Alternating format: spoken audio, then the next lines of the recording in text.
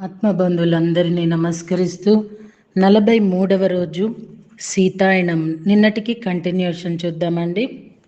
మాత నవ్వింది. చంద్రిక, నీ నుంచి కూడా నేను నేర్చుకున్నాను. నేను నిన్ను మళ్ళీ ఆశ్రమానికి వెళ్ళటానికి ప్రోత్సహించి ఉండేదాన్ని. కానీ నువ్వు ఒక స్త్రీ తన జీవితంలో వెళ్ళవలసిన మార్గం ఎంచుకోగల సామర్థ్యం, ధైర్యం కలిగి ఉండి తన భవిష్యత్తును నిర్ణయించుకోగల శక్తితో ఉండాలి అని తెలియజేశావు. నీవు యోగినిగా జీవించాలని ఎంచుకున్నావు. ఆ మార్గంలో నిన్ను నిర్దేశించే జ్ఞాన వివేకాలు నువ్వు పొందాలని నేను ప్రార్థిస్తున్నాను. మాత సెలవు తీసుకుని ఇంటికి వెళ్తూ ఉండగా తాను లక్ష్మణుడి కోసం సేకరించిన మొక్కలన్నీ ఇచ్చివేశానని గుర్తించింది. అసలు తాను అడవికి వెళ్ళింది వాటి కోసమే కనుక అవి లేకుండా తిరిగి వెళ్ళకూడదు అనుకుని మళ్ళీ దారి చూసుకుంటూ తాను అంతకుముందు మొక్కలు సేకరించిన చోటుకు వెళ్ళింది. అప్పటికే ఆలస్యం అవుతుంది.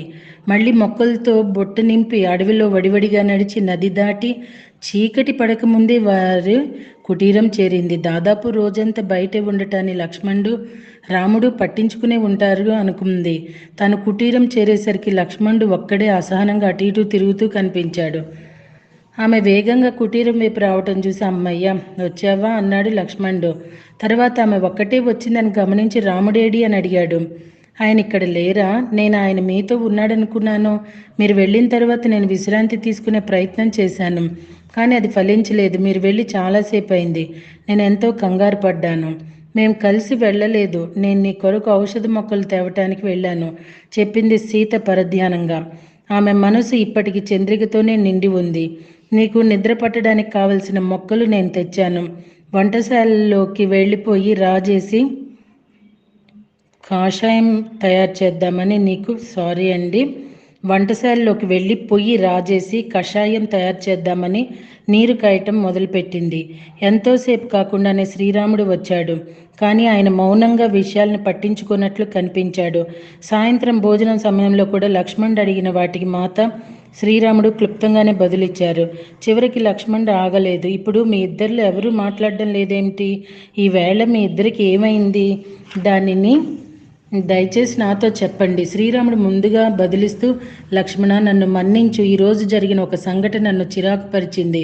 ఉదయం పల్లె నుంచి ఇంటికి తిరిగి వచ్చేటప్పుడు నదిలో తేలుతున్న ఒక యువకుని శరీరం చూశాను. దాని ముఖం బోర్లపడి ఉంది. యోగి దుస్తులు ధరించి ఉన్నాడు. సరే, దహన సంస్కారాలు జరిపిద్దామని బయటకు లాగి అతనికి తెలిసిన వారెవరైనా ఉన్నారేమోనని కనుక్కోవడానికి వెళ్ళాను. అతని శిష్యుల్లో ఇద్దరిని నేను కలుసుకోగలిగాను. వారు అతని గురించి వివరాలు చెప్పారు. మొదట్లో వాళ్ళు అతను దహనానికి అనర్హుడని సహాయం చేయడానికి నిరాకరించారు. కానీ నా అభ్యర్థన మన్నించి సహాయం చేయడంతో అతని అంతిమ సంస్కారం చేయగలిగాం. శిష్యులు దహన సంస్కారానికి నిరాకరించటే అంతగా అతనేమి చేశాడు? లక్ష్మణుడు అడిగాడు. హఠాత్తుగా మాత గుసగుసలాడింది. అది అతనే, ఆమె భర్త. శ్రీరాముడు లక్ష్మణుడు ఇద్దరూ ఆమె వైపు తిరిగారు. అంతవరకు మౌనంగా ఉన్న మాత అతను గొప్ప గౌరవాదరాలు కలిగిన యువ గురువు. కానీ ఒక అందమైన శక్తివంతమైన రాక్షసి వ్యామోహంలో పడి భార్యను తరిమివేశాడు.